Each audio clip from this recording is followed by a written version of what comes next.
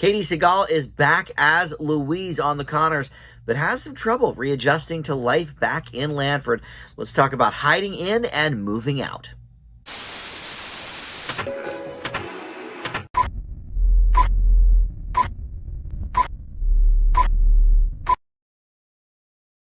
Hey guys, Dan here. This is Dan Reviews It. Welcome to the Connors review for episode 16 of season 5. It's called Hiding In and Moving Out. And welcome to Dan Reviews It as well. We do the Connors wrap-up reviews every single week that there is a new episode. But if you're not one of my subscribers, please consider subscribing down below. I just hit 1,100 subscribers. That was my newest milestone, so would love to have you aboard as one of my subs as well. And check out all of my Connors reviews and all the other stuff. I've got a lot of TV and movie reviews, non-Connors related as well on the channel. But let's talk about this particular episode here. Like I said, Katie Seagal returns after several weeks away. I assume she's probably, filming a new show or a part in a movie or something, because she's not part of the regular cast, but we did get used to seeing her for a little while after she married Dan, but she's been on the road the last few months, I guess, with her mother, who in a previous episode was played by Jane Curtin, and she is having issues with her life, returning to Dan and the Lanford lifestyle.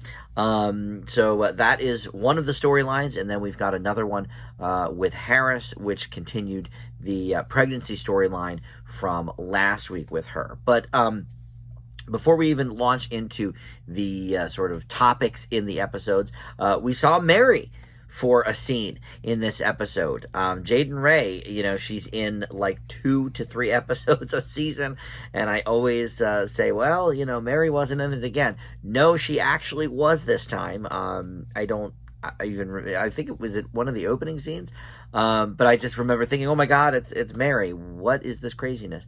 And in terms of series regulars, well, we didn't see Mark, and we also did not see Ben.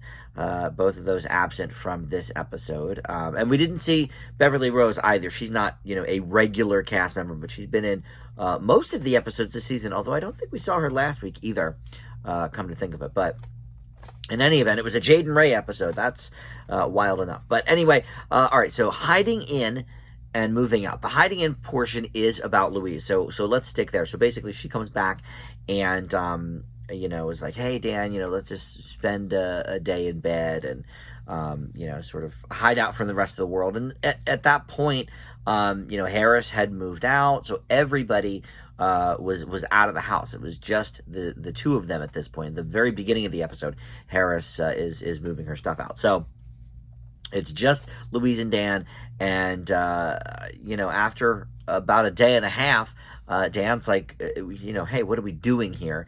And turns out she really, really missed being on the road.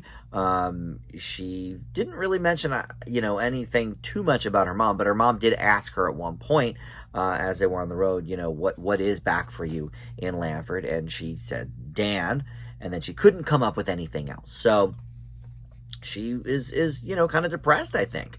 Her life as a rocker. And look, I get it. I worked in radio for many, many years, and I still, at least a couple of times a month, I just had one either the last night or the night before. I think it was last night. I have dreams about still working in radio and being on the air and whatever. Forget people, radio is my true love. And, and I miss it dearly. It's been about 10 or 12 years since I've been on the air. So, I get it. Her, life back in Lanford is not very exciting. Yeah, she loves Dan. She loves spending time with him, but what else is there? So, at the end of the episode, he had come up with a list of things that she could do. And a lot of them did have to do sort of around music. For example, teaching music to certain different groups, underprivileged groups, and things in that vein. They weren't all, like that, but it was cool. It really spoke to her love of the music, and not only that, but incorporating that in a different way. Because look, she's in her, I don't know how old the character's supposed to be, late 60s, I guess, right? Or maybe even early 70s. No, because and you guys mentioned this in the comments with the Jane Curtin casting. Jane Curtin, the actress, is about 5 years or something older than Katie Seagal. I would have to look it up. But there were a lot of comments in the Jane Curtin episode like, oh, I can't believe they cast somebody so close to Katie Seagal's age. But, she doesn't look her age, certainly. But in the timeline of the series, she went to high school with Dan and Roseanne and Jackie. So, she's got to be in that sort of late 60s, early 70s kind of range, right? So I guess, I don't know, is the Jane Curtin character supposed to be in her late 80s? Like, I don't see that, but whatever. Another thing that has been, gone through the comments back and forth over the many months of season 5, and really previous seasons too, but the aging up of different characters. Beverly Rose went from a baby one season to like 3 or 4 the next season, which is an old sitcom trope. They've done that as long as I've been alive. Certainly Growing Pains and Family Ties both did it, and then The Fresh Prince did it, and a lot of shows have done it over the years. But then the other thing is Harris. Harris would be 25. I think we talked about this last week too. Would be 25 in the original continuity of the series, or maybe even a little older. But instead she's like 21 now, which is even aged up from where she was in the season 10 Roseanne reboot.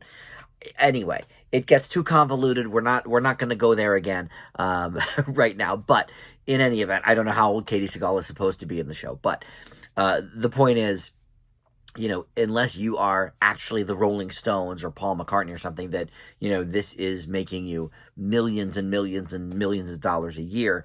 What is the local dive bar scene for someone who has been just sort of noodling around, and yeah, you can sing well and whatever, but you're not famous. And I think Louise probably should wrap it up at this point. There was a Meryl Streep movie that was not all that great, but called Ricky and the Flash, where it was something a little bit similar, if I'm remembering that. She never quite made it as a singer, but she liked doing the performing and stuff. So I get it. But having her put, those talents into something like teaching music, I think was a good idea on Dan's part. And it was very sweet that he wanted to, help out and not just sort of dismiss her, thoughts with that. All right, so that was that storyline. Then we have Moving Out, which is, like I already mentioned, Harris moving out into the Darlene, Ben, Becky house. But she's having some cramping issues, and so Becky and Darlene kind of give each other a look like, okay, that doesn't sound good. Suggest that they go to the doctor, and yes, it turns out it was a miscarriage, which I think is interesting on several levels. Number one, the pregnancy storyline only went then two episodes. We learned she was pregnant in the last episode. Now she's already got the miscarriage. Very odd that they sort of did it that quickly.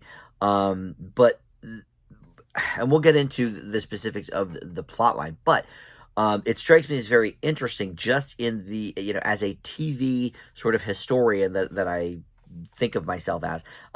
In the Married with Children days, Katie Seagal, of course, played Peg Bundy, and she plays Louise now.